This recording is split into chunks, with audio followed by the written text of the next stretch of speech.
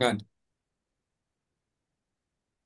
యేసుక్రీస్తు ప్రభువారి పరిశుద్ధమైన నామంన మీకు అందరికి కూడా వందనాలు. ప్రభు మహాకృపను బట్టి తిరిగి మరి ప్రభు నన్ను జ్ఞాపకం చేసుకొని మరి ఈ రాత్రి ప్రభు యొక్క సన్నిధిలో మరి మీ అందరి మధ్యలో నన్ను కూడా ప్రభు జ్ఞాపకం చేసుకొని ఆ మీ అందరి ప్రార్థనల వలన ప్రభు నన్ను క్షేమకరంగా ఇంతవరకు భద్రపరిచి మరి ఆరోగ్యంలో కానీ ప్రతి పరిస్థితుల్లో కానీ ప్రభు నాకు తోడుగా ఉండి ఈ రాత్రి మీ మధ్యలో ప్రభు నన్ను నిలబెట్టిన విధానాన్ని బట్టి ప్రభుకి ఎంతగానో వందనస్తులని. అంతేకాకుండా మరి ఆంటీ గారికి కూడా మరి ఆ గుర్తుకు రావడం చాలా మరి గొప్ప విషయం.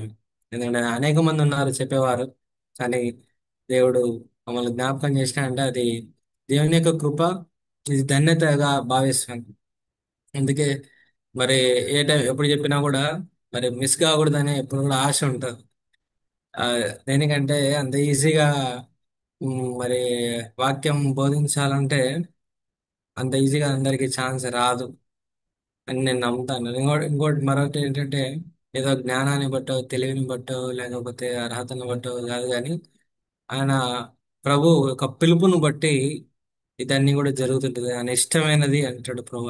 కాబట్టి మరి ఆయనకి ఇష్టమైన పరిచర్య ఆయన జరిగించుకుంటున్నాడు. కాబట్టి ఈ జూమ్ మీటింగ్ లో జాయిన్ అయిన ప్రతి ఒక్కరికి కూడా ప్రభు నామమున మరొకసారి వందనాలు. ఈ దినము ప్రభు యొక్క సన్నిధిలో కొన్ని మాటలు మనం చూడడానికి మనము ప్రయత్నం చేద్దాం. దయచేసి మరి ఇవన్నీ కూడా మనకు సుపరిచితమైన మాటలే, కానీ ఈ మాటలు మరి మరొకసారి జ్ఞాపకం చేసుకొని రేపటి దిన పరిచర్య కొరకు మనం ఏ విధంగా సిద్ధపాటు కలిగి ఉండాలో, మరి పరిశుద్ధ దినంలో ఏ విధంగా మన యొక్క ఆత్మీయమైన స్థితి, భౌతికమైన స్థితి, మానసికమైన స్థితి ఏ విధంగా ప్రభు సన్నిధిలో మరి ఇతరులకు ఆశీర్వాదకరంగా మనం మందిరానికి వెళ్తున్నామంటే మందిరానికి సంఘానికి ఆశీర్వాదకరంగా, మన కుటుంబాలకు దీవెనకరంగా, వ్యక్తిగతంగా మనము మేలు పొందలాగిన ప్రభు మనల్ని సిద్ధపరచును గాక. అపోస్తల కార్యం 4వ అధ్యాయం 11వ వచనంలో ఒక మాట రాయబడింది. దయచేసి చూడండి. అపోస్తల కార్యం 4వ అధ్యాయం 11వ వచనం. పరిశుద్ధ గ్రంథం కలిగి ఉంటే దయచేసి మీ చేతిలో పరిశుద్ధ గ్రంథాన్ని పెట్టుకోండి. అది ఎంతగానో ఆశీర్వాదకరం. మరి ఆ చదవగలిగిన వారందరూ కూడా దయచేసి చదవండి. మీరు మ్యూట్ లో ఉన్నా కూడా నమ్మకంగా చదువుతారని విశ్వసిస్తున్నాను. పరిశుద్ధ గ్రంథం మీ చేతిలో పెట్టుకోండి. దయచేసి ఈ మాట ఎవరికాడన్నా బైబిల్ లేకపోతే బహుశా జరీలలో ఉన్నారనుకోండి, ఎక్కడన్నా ఉంటే దయచేసి నేను చదువుతాను. నా మాటలు దయచేసి జాగ్రత్తగా వినండి. ఇల్లు కట్టువారైన మీరు తృణీకరించిన రాయి ఆయనే, ఆ రాయి మూలకు తలరాయి ఆయన. మరి ఎవని వలన రక్షణ కలగదు, ఈ నామమునే మనకు రక్షణ పొందవలను గాని ఆకాశం కింద మనుషుల్లో ఇవ్వబడిన మరి ఏ నామమున రక్షణ పొందలేము అనేను. అపోస్తులైన పౌలు మరి ఈ మాటలు రాస్తున్నాడు. ఈ 4వ అధ్యాయం ఇంకా పౌలు యొక్క ప్రస్తావన మరి రావట్లేదు, కానీ ఇక్కడ ప్రభు చెప్తున్న మాటలు ఇక్కడ మనం జ్ఞాపకం చేసుకోవడానికి మనము మరి ఇష్టపడతాం. ఇల్లు కట్టువా ఇల్లు కట్టువారైన వారు నిషేధించిన రాయి మూలకు తలరాయి అయినది. ఈ రాత్రి ప్రభు మనతో మాట్లాడుతున్న చాలా ప్రాముఖ్యమైన మాటను ఒకసారి మనం జ్ఞాపకం చేసుకుందాం. యెషయా గ్రంథంలో ఒక మాట ఉంది. 52వ అధ్యాయం 10, 11 వచనాల్లో, పోవుడి పోవుడి మరి సాగిపోవుడి, యెహోవా సేవోపకరణములను మోయువార్లారా మిమ్మల్ని మీరు పరిశుద్ధపరచుకొనుడి అని రాయబడింది. రేపటి దినం సేవోపకరణాలు అనగా దేవుని పరిచర నిమిత్తము, ప్రభు పని నిమిత్తము వాడుతున్న ప్రతి ఒక్క మరి ఆ, సేవ ప్రతి ఒక్క పనిముట్టు గాని ప్రతి ఒక్క ఏదైనా సరే అది ప్రభు యొక్క సేవోపకరణములను దాన్ని మోయాలంటే మనల్ని మనము పరిశుద్ధపరచుకోవాలని ప్రభు జ్ఞాపకం చేస్తున్నాడు. సిద్ధంగా ఉండాలి పరిశుద్ధపరచబడడానికి. లేదు అంటే మనల్ని మనం పరిశుద్ధపరచుకోవట్లేదు, ఈ రాత్రి మనం ప్రిపేర్డ్ కావట్లేదు అంటే ప్రభు మూల రాయి అయిన యేసుక్రీస్తు ప్రభువారిని మనం తృణీకరించిన వారంగా ఉంటాం, నిషేధించిన రాయిగా ఉంటాం. ఇంటికి మూల రాయి చాలా ప్రాముఖ్యమైన రాయి. ఫౌండేషన్ స్టోన్ అని అంటారు, లేకపోతే కార్నర్ స్టోన్ అంటారు. ఆ స్టోన్ పోతే ఆల్మోస్ట్ మరి బిల్డింగ్ షేక్ అవుతుంది, లేకపోతే కదల్చబడుతుంది. అలాంటి రాయి అయిన యేసుక్రీస్తు ప్రభువారిని రాయితో పోల్చినారు. ఈ రాత్రి ప్రభు యొక్క సన్నిధిలో మరి దేవుని యొక్క సేవోపకరణములు మనము మోయువారంగా మనం ఉండాలంటే ప్రభు ఇష్టపడుతున్నాడు. కాబట్టి మనల్ని మనం పవిత్రపరచుకోవాలి. సేవోపకరణములు అంటే కేవలం పాస్టర్లని మాత్రమే కాదు అర్థం. వారు మోసిన మందిరంలో ఉన్న ప్రతి వస్తువు అయినప్పటికీ ప్రభు కొరకు వాడబడే మనము కూడా సేవోపకరణములే అని ప్రభు చెప్తున్నాడు. మనం కూడా ఎలాంటి వారమంట? సేవకు ఉపకరణములు, అంటే సేవకు ఉపయోగపడేవారు అని అర్థం. మనము దేవుని యొక్క మందిరానికి వెళ్తున్నాం రేపటి దినము. మనము ప్రభు యొక్క సేవోపకరణములు. ఆ సేవోపకరణములను పవిత్రపరచుకోవాలి, పరిశుద్ధపరచుకోవాలి. ప్రభు యొక్క సన్నిధిలో అవన్నీ కూడా కడగబడాలి, అవన్నీ కూడా శుభ్రం చేయబడాలి, అవి అన్నీ కూడా మరి ఉపయోగకరంగా అవి ఉండాలి. లేకపోతే ప్రభు యొక్క రాయిని, ఆయనను, క్రీస్తును మనము నిషేధించిన వారంగా అవుతామని ప్రభు మనల్ని హెచ్చరిస్తున్నాడు. ఈ రాత్రి ప్రభు యొక్క సన్నిధిలో మరి విశ్వాసలంగా ప్రభు మనకు 4 రాళ్ళు మనకు కలిగి ఉండాలని ఇష్టపడుతున్నాడు. దానికన్నా ముందు నేను కొన్ని రాళ్ళ గురించి మీతో మాట్లాడతాను. ఆ రాళ్ళు కావాలంటే ఓ 4 రాళ్ళు మన దగ్గర ఉండాలని ఇష్టపడుతున్నాడు ప్రభు. ఆ 4 రాళ్ళను మనం సేకరించుకోవాలంటే ఆ రాళ్ళు ఉంటే ఈ రాళ్ళన్నీ మనకు ఉంటాయి. ప్రకటన గ్రంథంలో 21వ అధ్యాయంలో విలువ కలిగిన రాళ్ళు 12 ఉన్నాయి. ఇవి రత్నాలని కూడా మనము అంటాం వీటిని. చూడండి, ఇక్కడ రాయబడిన మాటలు కొన్ని, ఒకటి నేను చదువుతాను, దయచేసి వినండి. ప్రకటన గ్రంథం 21వ అధ్యాయము 18 వచనం నుండి 20 వచనములో, మరి ఆ పట్టణపు ప్రాకారము సూర్యకాంతములతో కట్టబడిను.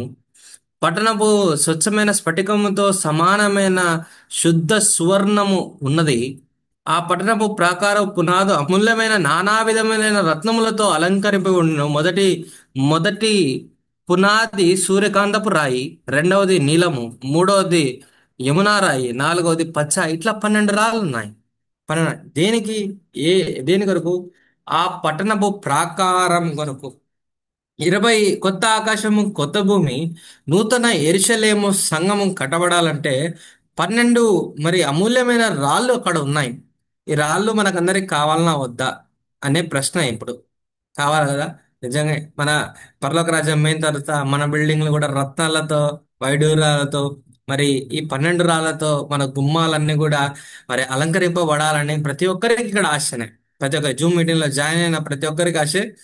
జూమ్ మీటింగ్ లో జాయిన్ కాకపోయినా కూడా బహుశా యూట్యూబ్ లో వినే వారికి కూడా రత్నాలు ఇలాంటి పట్టణం మనకు కావాలంటే ఖచ్చితంగా మనం చేర్చుతాం. ఎవరు కాదంటారు చెప్పండి?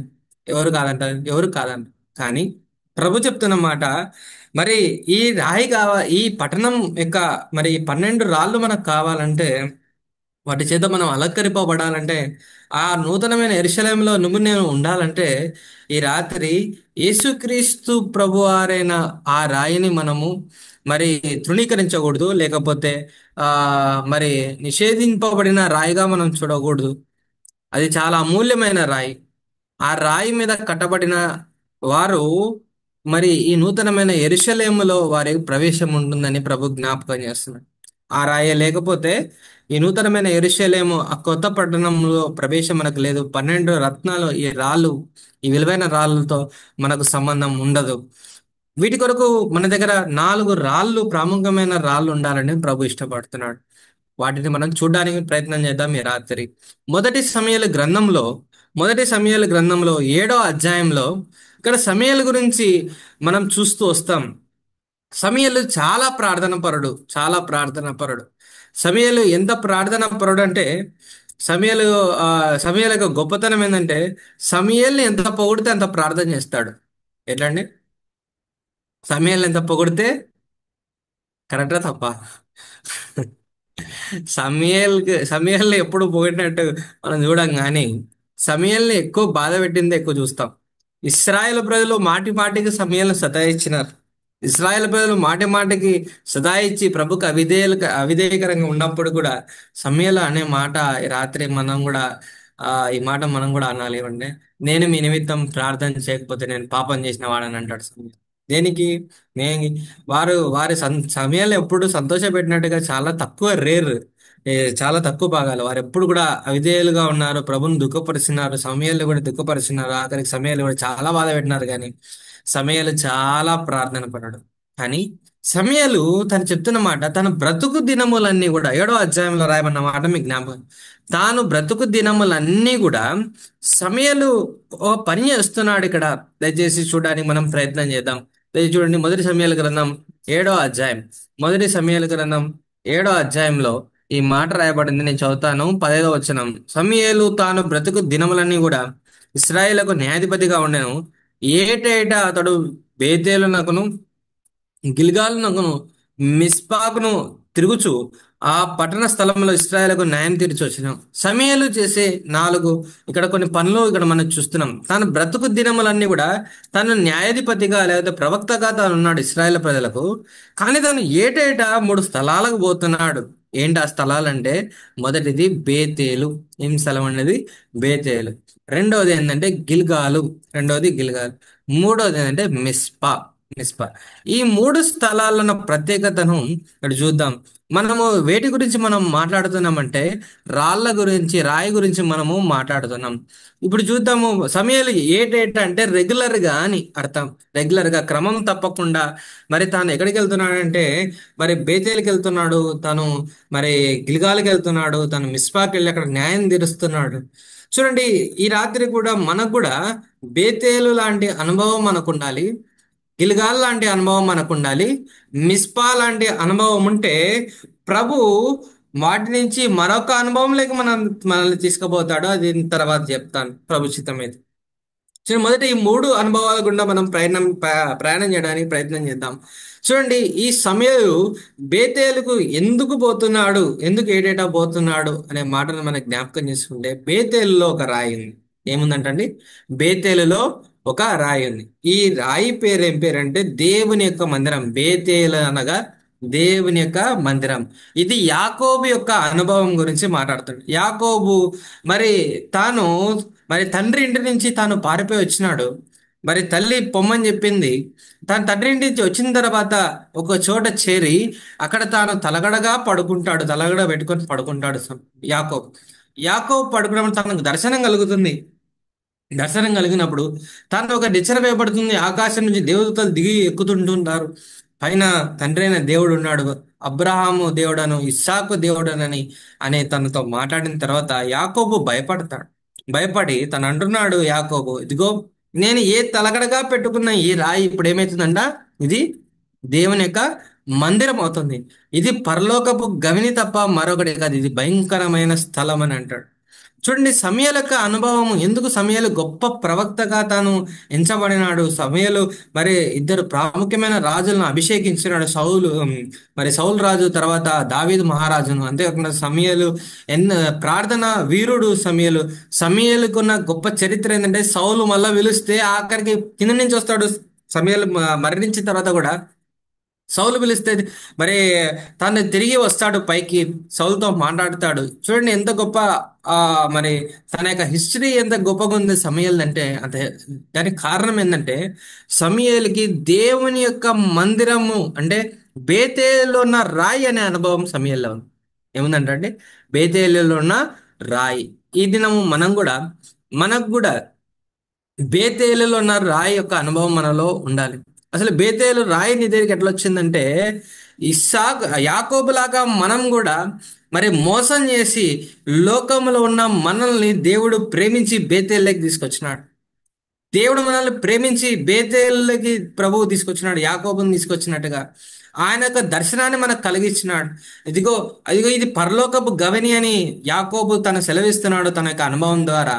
ఈ రాత్రి మనకు కూడా అలాంటి అనుభవం మనకు ఉండాలి. ఈ రాత్రి నాకు ప్రశ్న, నీ దగ్గర బేతేలు అన్న రాయి ఉందా? నీ దగ్గర బేతేలు అనే రాయి నీ దగ్గర ఉందా? అంటే దేవుని మందిరానికి పోయే, లేకపోతే దేవుని మందిరంలో గడిపే అనుభవం లేదు. దేవునితో నీ సంబంధం ఉందా? దేవుని యొక్క మందిరంలో, దేవుని యొక్క ఇది పరలోకపు గవిని, దేవుని యొక్క మందిరము పరలోకపు గవిని. అది ఏ సంఘమైనా సరే, ఏ సంఘానికి నువ్వు పోతున్నా కూడా జ్ఞాపకం చేసుకో, బేతేలు ఉన్న రాయి నీ దగ్గర ఉండాలి. నీవు మరి అది నీకు అర్హతను బట్టి నీకు వచ్చినది కాదు. బేతేల్లో ఉన్న రాయి అది ఏ విధంగా వచ్చిందంటే, నేను మోసగాలము, మనం అన్యాయం చేసిన వారము, అన్నను మోసం చేసి మరి ఆశీర్వాదం పొందిన వారము, పారిపోయి వచ్చిన వారము, తండ్రిని దుఃఖపెట్టి వచ్చిన వారము, ఇలాంటి వారమైన మనకు దేవుడు అనుగ్రహించిన ధన్యత ఏంటంటే, ఈ రాత్రి బేతేలులో ఉన్న రాయి యొక్క అనుభవం ఇచ్చిన బేతేలు యొక్క రాయి. చూడండి, మనలాంటి వాళ్ళకి ఇవ్వాలన్నా ఇలాంటి రాయి? ఎవరికి ఇవ్వాలి ఇలాంటి రాయి? మనలాంటి వాళ్ళకి ఇవ్వాలా? మంచి గనులకి ఇవ్వాలి. మోసం చేయని వాళ్ళకి ఇవ్వాలి, పారిపోని వాళ్ళకి ఇవ్వాలి, లేకపోతే ఇంకా మంచి కుటుంబంతో మంచి అనుభవం సాహసం కలిగిన వాళ్ళకి ఇవ్వాలి. చూడండి ప్రభు ఎంత ప్రేమ కలిగిన దేవుడు అంటే, దేవుని మందిరం యొక్క అనుభవము ఒక పాపికి ఇచ్చినాడు, ఒక అన్యాయస్తుడికి ఇచ్చినాడు, ఒక దుర్మార్గుడికి అయినా మనలాంటి వాళ్ళకి ఇచ్చినాడు, నాలాంటి వాడికి ఇచ్చినాడు. ప్రభా ఎంత గొప్ప ధన్యత. ఇలాంటి రాయిని నేను ఏం చేస్తున్నానంటే, మరి ఆ మరి మూలకు తలరాయన యేసుక్రీస్తు ప్రభువారిని మరి వ్యతిరేకించిన నేను ఎంత పాపిని. ప్రభు చెప్తున్నాడు, ఇదిగో నీకు ఆ బంగారు పట్టణము, ఆ 12 రాళ్ల పట్టణము, నీకు నూతన యెరూషలేము నీకు కావాలంటే నీ దగ్గర బేతేలైన రాయి ఉండాలి. అంటే మందిరం యొక్క అనుభవం నీలో ఉండాలి. పరలోకపు గవిని అనుభవం నీలో ఉండాలి. ఆ మందిరంలోనే మరి నీ యొక్క మరి పోషణ, నీ యొక్క మరి నడిపింపు, నీ కుటుంబం యొక్క ఆశీర్వాదం ఎక్కడుందంటే దేవుని యొక్క మందిరంలో ఉంది. జ్ఞాపకం చేసి ఈ రాత్రి ఆ రాయి నీ దగ్గర ఉన్నదా? ఆ రాయి నీ దగ్గర ఉన్నదా? రెండో అనుభవం లేకపోదాం. మరి సమయలు బేతేలు తర్వాత గిల్గాలు అనే అనుభవం లేవు. గిల్గాలులో రాయి ఉంది, గిల్గాల్లో రాయి ఉంది. గిల్గాలు మనకు జ్ఞాపకం వచ్చే ఈ పేరు అంటే గిల్గాలు అనగా దొరలిపోవుట, పాపము దొరలిపోవుట. చూడండి, ఈ గిల్గాలు ఒక అనుభవం ఏంటంటే యెహోషువ గ్రంథంలో రాయబడిన మాటను ఇక్కడ ప్రభు జ్ఞాపకం చేస్తున్నాడు. యెహోషువ గ్రంథంలో 5వ అధ్యాయం 9వ వచనంలో రాయబడిన ఈ మాట గిల్గాల్ యొక్క అనుభవం గురించి రాయబడుతుంది. గిలుగాలులో ఎలాంటి రాళ్ళు ఉన్నాయంట? రాతి కత్తులు ఉన్నాయి. ఏమున్నాయండి గిల్గాల్లో? రాతి కత్తులు. దయచేసి చూడండి, ఆ మాట నేను చదువుతాను. యెహోషువ గ్రంథం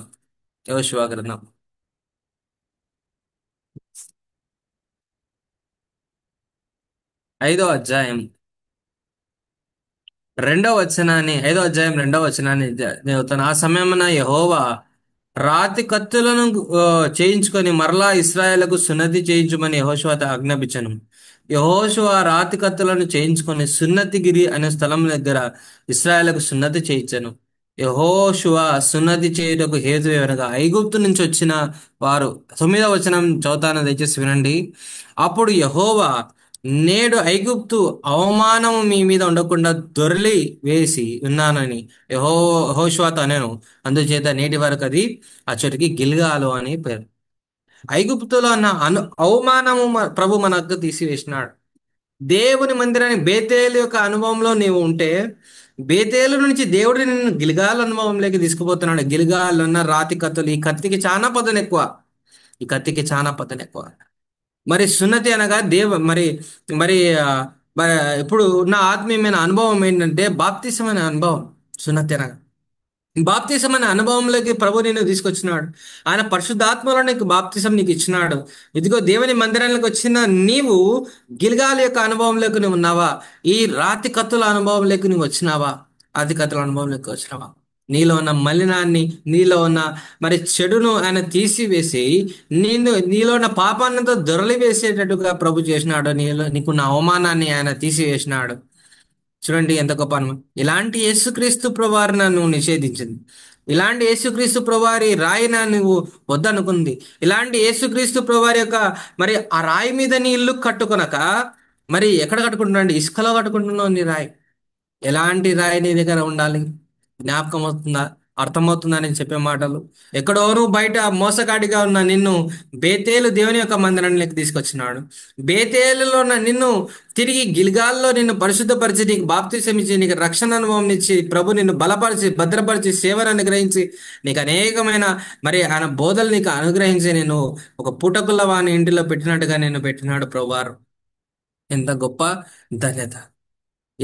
అలాంటి అనుభవం నీకుందా? బహుశా ఇక్కడ ఉన్న వారిలో ఎవరికైనా బహుశా బాప్తీస్ అనుభవం మీకు లేకపోతే బాప్తిసం తీసుకున్న ప్రభు ఆ గ్రహింపు నీకు లేకపోతే చాలా ప్రమాదం. ఎలాంటి ప్రమాదం అంటే ఒక చిన్న ఉదాహరణ మీకు చెప్తాను. నిర్గమాకాండంలో 2వ అధ్యాయంలో మోషే తాను తిరిగి మరి ఐగుప్తునకు పోతున్నప్పుడు, మోషే తన భార్య అయిన సిప్పోరా, తనకిచ్చిన పిల్లలు అందరూ కలిసి వెళ్తున్నప్పుడు అంతవరకు దేవుడు మోషేతో మాట్లాడుతున్నాడు. అంతవరకు దేవుడు మోషేతో చెప్పినాడు, మోషే నువ్వు తిరిగి వెళ్ళు ఐగుప్తునకు, నా బిడ్డలను నేను తీసుకొని రావాలనుకుంటున్నాను బయటికి అని మోషేతో మాట్లాడిన దేవుడు ఇప్పుడు ఇదే మోషే మీద మోషేను చంపుటకు వచ్చినాడు యెహోవా దేవుడు.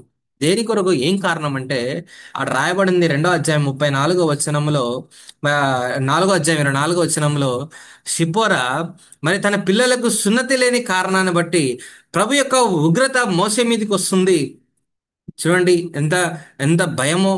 ఈనాడు నీ పిల్లలు బహుశా ఎక్కడున్న వారు, మీ పిల్లల పట్ల, వారి రక్షణ పట్ల, వారి బాప్తిసం పట్ల నువ్వు నిర్లక్ష్య వైఖరుండి వాళ్ళ ఇష్టంలే అని అనుకుంటున్నావేమో. సిపోరాను జ్ఞాపకం చేసుకోండి. మోషేకు మరణం వస్తుంది. మోషేను ప్రభు మరి సత్రంలో తన ఆపి మోషేకు మరి మోషే మీద మరి తిరగబడినట్టుగా మనం చూస్తాం. ప్రభు అయిన దేవుడు అంతవరకు పైన మాట్లాడినాడు కదా మోషేతో. కొండ అనుభవం ఉంది మోషేకు. మోషేతో దేవుడు మాట్లాడుతున్నాడు. మోషే నా బిడ్డలను తీసుకురా బయటికి, ఐగుప్తు నుంచి ఇశ్రాయేల్ ప్రజలను తీసుకురా అని చెప్తున్న మోషేతోనే తన బిడ్డలకు రక్షణ లేని కారణాన్ని బట్టి, తన బిడ్డలకు సున్నతి లేని కారణాన్ని బట్టి ఇదిగో మరణ దూత మోషేను వెంబడించింది. మరణ దూత అప్పుడు వెంటనే సిపోరా చేసిన మాట ఏంటంటే, తాను వాడిగల మా రాతికత్తులను తీసుకొని ఇదిగో తన పిల్లలకు సున్నతి చేసి మోషే ఎదుట, ప్రభు ఎదుట తను పడవేసింది. ఇదిగో ఇప్పుడు నేను బంధువును అవుతాను. అంతవరకు బాప్తిసం లేకపోతే నువ్వు బంధువుడో కాదు ప్రభుతో. బాప్తిసం లేకపోతే నీకు ప్రభుతో సంబంధమే లేదు. జ్ఞాపకం చేసుకో. నీ దగ్గర ఈ రాయి ఉన్నదా? నీ దగ్గర ఈ రాయి ఉన్నదా? ఇదిగో బేతేలు అనే రాయి నీ దగ్గర ఉంటే ప్రభు నిన్ను గిల్గాల్ అనే రాయిలోకి ప్రభు నిన్ను తీసుకొస్తున్నాడు. గిల్గాలని ఇప్పుడు చూడండి, ఎప్పుడైతే నువ్వు గిల్గాలలోకి వచ్చినావో ప్రభు నీకు మిస్పా అనే రాయి ఇస్తాడు. ఏం రాయి అంటే మిస్పా. 1 సమూయేలు గ్రంథం 7వ అధ్యాయంలో ఉంది. చూడండి, ఫిలిస్తీన్లు ఎప్పుడైతే ఇస్రాయేల్ మీద యుద్ధం చేయడానికి వచ్చినారో, ఇప్పుడు మిస్పాలో ఉన్న రాయి, దీని పేరు మరొక పేరు ఉంది, ఎబినేజరు రాయి అని రాయబడింది. ఏం రాయి అంటే ఎబినేజరు రాయి. ఎబినేజరు రాయి మిస్పాలో ఉన్న రాయి నీ దగ్గర ఉన్నదా అంటే, ఎబినేజర్ అనగా సహాయపు రాయి అని అర్థం. ఏమంటండి? సహాయపు రాయి. ఏంటి నీ సహాయము? ప్రభు యొక్క సన్నిధిలో ఉన్న నీవు ఇదిగో బయట మోసగాడివైన నిన్ను ప్రభు నిన్ను బేతేలు దేవుని యొక్క మందిరంలో చేర్చినాడు. బేతేలు నుంచి ప్రభు నీకు రక్షణ ఇచ్చినాడు. రక్షణ ఇచ్చిన నిన్ను మరి నీకు అనేకమైన శోధనలో, బాధల్లో, కష్టాల్లో, అవమానాల్లో, నిందల్లో, ప్రతి పరిస్థితిలో, నీ ఆర్థికమైన పరిస్థితిలో విశ్వాసిగా నీవు పోరాడుతున్నప్పుడు ప్రభు నీకు సహాయకుడు ఎబినేజరు రాయిగా ఆయన నీకున్నాడు. ఎబినేజరు రాయి. చూడండి, ఆ మాట చదువుతాను, దయచేసి వినండి. 12వ వచనంలో, అప్పుడు సమూయేలు ఒక రాయి తీసుకొని మిస్పాకును షేరుకును మధ్య దానిని నిలిపి, ఇంతవరకు యెహోవా మనకు సహాయం చేశానని చెప్పి దానికి ఎబినేజర్ అని పేరు పెట్టాను. అలాగే చూడండి, ఎబినేజర్ అనగా కింద ఫుట్ నోట్ లో సహాయపు రాయి అని రాయబడింది. సహాయం, మిస్పా సహాయం అని ప్రభు యొక్క సన్నిధిలో నీకు సహాయం దొరుకుతుంది. ఆ రాయి నీ దగ్గర ఉందా? ఇదిగో రక్షింపబడిన వారికి ఉన్న భ్రమ ఏంటంటే, దేవుని యొక్క పిల్లలకున్న మరి భ్రమ ఏంటంటే, ఇదిగో రక్షింపబడితే నేను బాప్తిసం తీసుకుంటే చాలా చాలా మంది పల్లెటూర్లలో ఎక్కువ ఇది కనపడుతుంది. బాప్తిసం తీసుకోవడానికి చాలా ఇష్టపడతారు. బాప్తిసం వెంటనే అంటాడు బాప్తిసం కావాలి మాకు. దేని కొరకు బాప్తిసం అంటే ఆశీర్వాదం కొరకు. దేని కొరకు? బాప్తిసం తీసుకున్న తర్వాత శోధనలు వస్తాయి, ఇబ్బందులు వస్తాయి, వాటిలో నిలదొక్కుకోవాలి. ఎబినేజర్ మిస్పాలన రాయి నీకు ఉండాలనేది వారి గ్రహింపు ఉండదు. ఈ శోధనలు వస్తేనే వెంటనే పడిపోతారు. వెంటనే పడిపోతారు. కారణం ఏంటంటే ప్రభు మరి ఆయన అంచెలంచెలుగా మనల్ని ఆశీర్వదించుకుంటూ వెళ్తున్నాడు. అనుభవం గుండా నీ దగ్గర బేతేలులో ఉన్న రాయి ఉన్నదా? నీ దగ్గర గిల్గాల్లో ఉన్న రాయి ఉన్నదా? నీ దగ్గర మిస్పాలో ఉన్న రాయి, ఎబినేజర్ సహాయపు రాయి నీ దగ్గర ఉంటే, ఈ రాత్రి ప్రభు మనల్ని మరొక్క రాయితో ఆశీర్వదిస్తున్నాడు. ఆ రాయి పేరే కైఫా అనే రాయి. ఏం రాయి అండి? కైఫా. కైఫా అనగా పేతురు. పేతురు, నువ్వు రాయివి, నువ్వు బండవు, నువ్వు రాయి. పేతురు అనగా రాయి. చూడండి, బండవు అని చెప్తున్నాడు. ఏంటి ప్రభా నేను బండ? ఇదిగో పేతురు, నువ్వు బేతేల్లో నీకు అనుభవం నీకు వచ్చిన తర్వాత, నువ్వు గిల్గాల్లో నీ పాపాలు ఒప్పుకొని ప్రభు నీకు బాప్తిసం రక్షణలో నీకు నడిపించిన తర్వాత, ప్రభు నీకు సహాయపడి నేను ఆత్మీయ జీవితంలో నేను నడిపించిన తర్వాత, ఇదిగో ఇప్పుడు నువ్వు కైఫాలో ఉన్న రాయి. కైఫా అనగా రాయి. పేతురుకున్న పేరు అది. నువ్వు కైఫా కనబడతావు, నువ్వు రాయివి. పేతురుకున్న అర్హత ఏంటంటే, పేరుకున్న దండదండే, పేతురు ఇదిగో నీ మీద నేను సంఘమును కడతాను. ఏం కడతా అంటారు ప్రభువారు?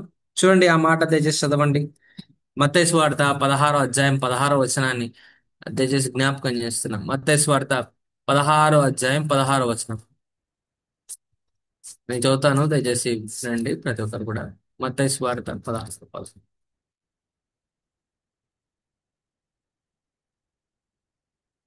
అందుకు సీమోను పేతురు, నువ్వు సజీవుడవు దేవుని కుమారుడవైన క్రీస్తు అని చెప్పాను. అందుకు యేసు, సీమోను బరియోనా, నీవు ధన్యుడవు, పరలోకమందు నా తండ్రి ఈ సంగతి నీకు బయలుపరిచిన కదా, నీకు బయలుపరచబడు. నీవు పేతురవు, ఈ బండ మీద నా సంగమును ఎవరి మీద కడతారంటండి? పేతురు అనే బండ మీద. చూడండి, ఒక విశ్వాసికి ఉండే అనుభవాలు ఇవన్నీ కూడా. రేపటి సిద్ధపాటలో ప్రభు నిన్ను జ్ఞాపకం చేస్తున్నాడు. బేతేల్లో ఉన్న రాయి నా దగ్గర ఉందా? గిల్గాలో ఉన్న రాయి నా దగ్గర ఉందా? మిస్పాలో ఉన్న సహాయపు రాయి నా దగ్గర ఉందా? కైఫా అనే రాయి దగ్గరికి నువ్వు వచ్చేంత వరకు నీ యొక్క పోరాటం. కైఫా అక్కడికి వచ్చిన తర్వాత, కైఫాలోకి వచ్చిన తర్వాత ప్రభు నీ మీద సంఘాన్ని కడతాడు. ప్రభు నిన్ను ఒక సంఘంగా నిన్ను చేస్తాడు, నిన్ను ఒక కుటుంబంగా చేస్తాడు. నీ ద్వారా అనేక ఆత్మలు రక్షింపబడతాయి, నీ ద్వారా అనేక ఆత్మలు రక్షింపబడతాయి. అంతేకాకుండా ఎప్పుడైతే ప్రభు నిన్ను సంఘంగా, నీ మీద సంఘం కడతాడో, పరలోకపు తాళపు చెవులు పేతురికి ఇవ్వబడుతున్నాయి. ఇప్పుడు పేతురు అడిగితే, పేతురు, నీ తాళపు చెవులు, పరలోక తాళం నేను నీకు ఇస్తున్నా. ఆ పరలోకపు తాళపు చెవులు ఏంటంటే నూతనమైన యెరూషలేము, దేవుని యొక్క సంఘము, ఆ 12 రాళ్ళ అనుభవం ప్రభు నీకు ఇస్తున్నాడు. ఇప్పుడు అర్థమైంది అనుకుంటున్నాను, ప్రభు కృపను బట్టి మీ అందరికి కూడా. ఆ 12 రాళ్ళ ప్రకటన గ్రంథంలో నీకు ఆ రత్నాలు నీకు కావాలన్నా, ఆ నూతన యెరూషలేములో నీ ప్రవేశం నీకు ఉండాలన్నా, మన దగ్గర ఉండాల్సిన ఈ 4 రాళ్ళు చాలా ప్రాముఖ్యం. మొదటిది బేతేలులో ఉన్న రాయి, దేవుని యొక్క మందిరం ఉన్న అనుభవం. రెండవది గిల్గాల్లో ఉన్న రాయి, దొరలిపోవుట, రక్షణ అనుభవము, బాప్తీసపు అనుభవం. మూడవది మూడవది మిస్పా, సహాయపు, ఆత్మీయంగా మరి నువ్వు ప్రభు యొక్క సన్నిధిలో ఎదగడానికి, మరి నీ ఆత్మీయమైన స్థితి పడిపోకుండా ప్రతిదినం పరీక్షించుకొని, మరి సరి చేసుకొని ప్రభు బలలో పాల్పొందుతూ ఆయన నీకు సహాయం చేసి ప్రతి యుద్ధంలో ఆయన నీకు సహాయం చేస్తాడు. దాని తర్వాత నేను కైఫా అనబడిన రాయి దగ్గరికి నీవు వస్తావు. కైఫా అనబడిన రాయి అనగా దేవుడు నీ మీద అప్పుడు సంఘం కడతాడు. అనేక ఆత్మలు ప్రభు నీ ద్వారా రక్షించుకుంటాడు. అనేక మందికి నువ్వు స్వార్థ చెప్పు. వాడు అందుకే పేతురు అనేక సువార్త చెప్పినప్పుడు వేల మంది రక్షింపబడినాడు. తా మరి అనేక మందిని స్వస్థపరిచినాడు. పేతురు హతసాక్షిగా తాను అయినాడు. ఈ రాత్రి ప్రభు బహుశా ఏ రాయి ఇప్పుడు ఇప్పుడు నీ దేవుని యొక్క మరి ఆ యుద్ధ సేవోపకరణమును నువ్వు నేను మోయాలంటే మనల్ని మనం పరిశుద్ధపరచుకోవాలి. ఏ విధంగా పరిశుద్ధపరచుకోవాలని ప్రభు చెప్తున్నాడు. ఈ రాళ్ళు నీ దగ్గర ఉన్నప్పుడు ప్రభు దగ్గర యథార్థంగా మనం ఒప్పుకోవచ్చు. ప్రభా, నా దగ్గర బేతేలు నీ మందిరం, నీ పరిశుద్ధ సన్నిధి, నీ మందిరంకు ఉన్న అనుభవం నా దగ్గర ఉంది ప్రభా. అంతేకాకుండా నాకు గిల్గాలు అనే అనుభవం, రాతి కత్తుల అనుభవం నా దగ్గర ఉంది ప్రభా. సహాయపు రాయి, మిస్పాలు ఉన్న రాయి అనుభవం నా దగ్గర ఉంది. నాకు సహాయం కూడా ఉన్నవే ప్రభా. ఆఖరికి నేను కైఫాలు ఉన్న రాయి, నా మీద సంఘమును కట్టు తండ్రి, నా మీద సంఘం. ఎప్పుడైతే సంఘం కడతా పరలోకపు తాళచోలు నీకు ఇవ్వబడతాయి. ఆ నూతన యెరూషలేము ప్రవేశం నీకు ఉంటుంది. అంతేకాకుండా 12 రాళ్ళ అనుభవం, లేదా 12 రాళ్ళు ప్రభు నీకు దయచేస్తాడు. 12 రాళ్ళు నీకు దయచేస్తాడు. కుంభములు 12 రాళ్ళతో నిర్మింపబడతాయి, పునాదులు 12 రాళ్ళు. ఎంతో అలంకరణ, ఎంతో సంతోషము నువ్వు నేను ప్రభు యొక్క సన్నిధిలో గడపడానికి ప్రభు మనకు సహాయం చేస్తాడు. ఒక చిన్న కథ చెప్పి నేను ముగిస్తాను. రోజు ఒక కుమారుడు అడిగినాడంట తండ్రిని.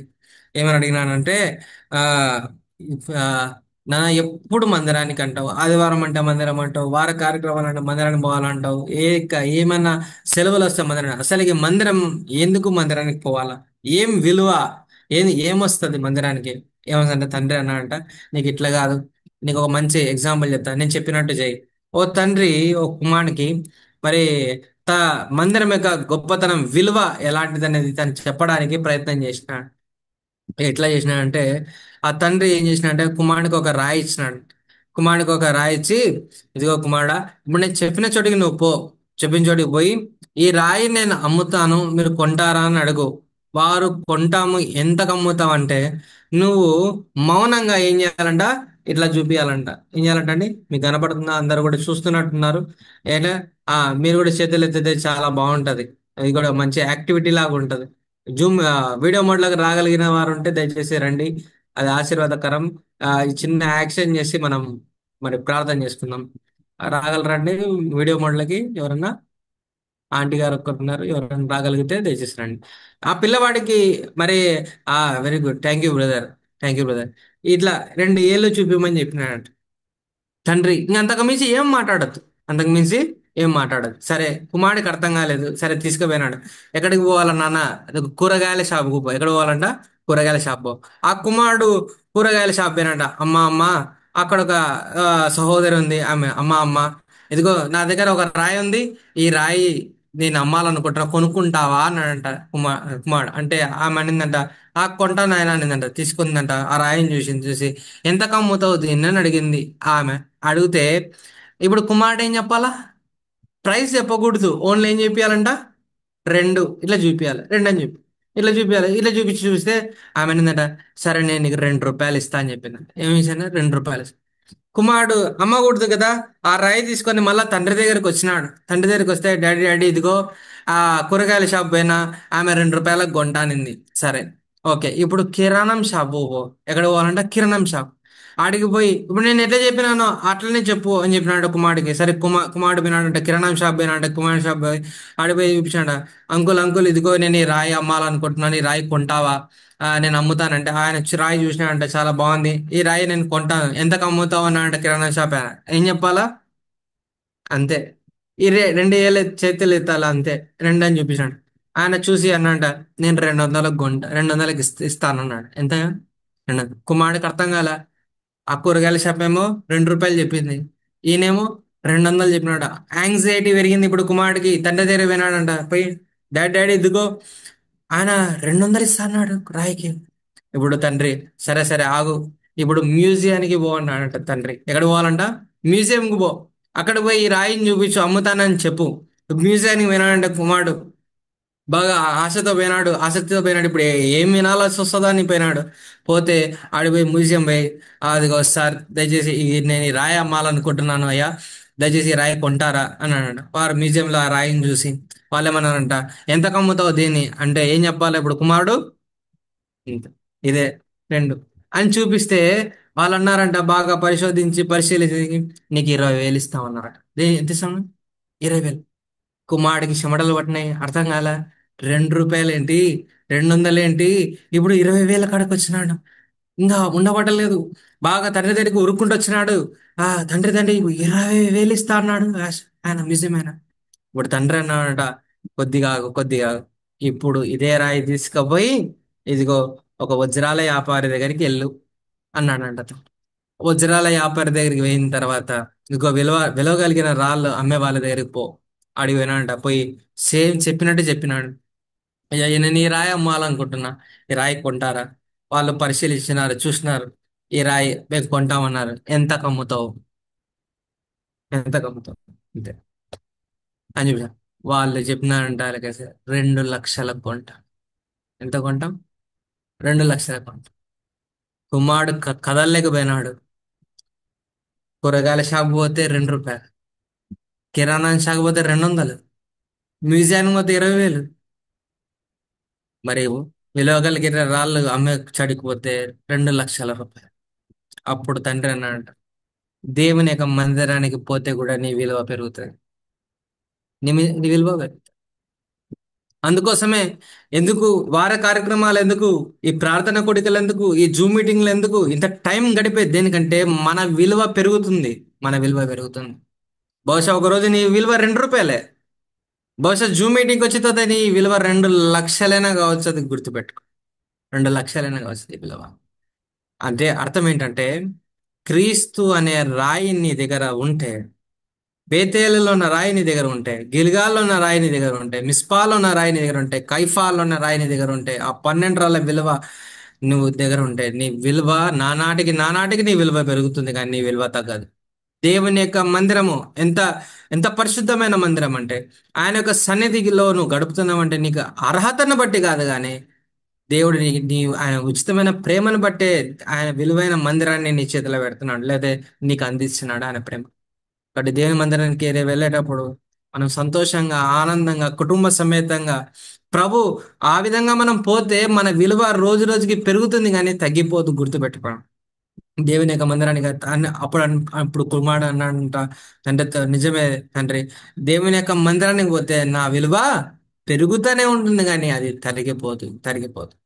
ఆ 2 లక్షల తర్వాత అది 2 కోట్లైనా పోవచ్చు. అది 2 కోట్లైనా పోవచ్చు. కాబట్టి ప్రభు ఈ మాటలు మనకందరికి ఆశీర్వాదకరంగా, దీవెనకరంగా ఈ మాటలు ఉంచును కాక. చిన్న ప్రార్థన చేస్తాను, ముగిస్తాను. మా ప్రియమైన తండ్రి, నీ పరిశుద్ధ నామమును బట్టి నీకు వందనాలు. ఈ రాత్రి పరిచర్యలో ప్రభావ మీరు మమ్మల్ని జ్ఞాపకం చేసుకున్నారు. రేపటి దిన మరి సిద్ధపాటు కొరకు మమ్మల్ని ఉంచినారు నీ కొందనాలు ప్రభా. మరి ఈ రాళ్ళ అనుభవాన్ని మీరు తీసుకొచ్చినారు. బేతేల్లో ఉన్న రాయి దేవుని యొక్క మందిరం, గిల్గాల్లో ఉన్న రాయి ప్రభా, బాప్తీసము రాతి కత్తుల అనుభవం ప్రభా, మిస్పాలో ఉన్న రాయి, సహాయపు రాయి ఎబినేజర్ రాయిగా మీరు మాకున్నారు ప్రభా. కయపాలో ఉన్న రాయి సంఘము, మరి సంఘము ఈ రాయి మీద కట్టబడుతుంది. అప్పుడే నూతనమైన యెరూషలేము, యెరూషలేమున 12 రాలేక మరి ఆశీర్వాదం నన్ను మమ్మల్ని తీసుకోమని ప్రార్థన చేస్తున్నాం. వచ్చిన ప్రతి ఒక్కరిని బట్టి నీకు వందనాలు. వారి వారి కుటుంబాలకు రావాల్సిన దీవెనలు, ఆశీర్వాదం దయచేయండి ప్రభా. ఈ చిన్న మందగా కూడిన ప్రభా పరిచయం చేస్తున్న ఆంటీ గారిని బట్టి ప్రభా, నానాటికి ఆంటీ గారి యొక్క మరి ఈ పరిచర్య యొక్క విలువను మీరు పెంచుతున్నారు. నీకు వందనాలు ప్రభా. మరి రహస్యంగా ఎంతో మంది వింటున్నారు ఈ వాక్యాన్ని ప్రభా. ఎంతో మంది మరి ఈ మాటలు ఈ వాయు తరంగాల ద్వారా, ఈ టెక్నాలజీ ద్వారా ఎంతో మందికి ఈ మాటలు అనేవి కూడా చేరుతున్నాయి. ఎంతో మంది ఆశీర్వదింపబడుతున్నారు ప్రభా. ఒకానొక దినమున బలా మంచి నమ్మకమైన దాసులారా దేవుడు నిన్ను దీవించిన గాక అని ఆనాడు చెప్పినప్పుడు ప్రభా, మేము చేసిన అల్పమైన పరిచర్య నాడు అది ఎంత ఫలించిందని మా యొక్క మరి ఆనాడు మేము తృప్తి పడి సంతోషపడే దినం మాకు వస్తుంది ప్రభా. మరోసారి జ్ఞాపకం చేసుకొని దీవించి ఆశ్రయించుకొని నాకు కూడా ఇచ్చిన ధన్యతను బట్టి వందనాలు తెచ్చుకో. మా ప్రభు మా రక్షకుడైన యేసు ప్రభు వారి పరిశుద్ధమైన నామమున అడిగి బ్రతిమాలాడుతున్న మా తండ్రి, ఆమెన్.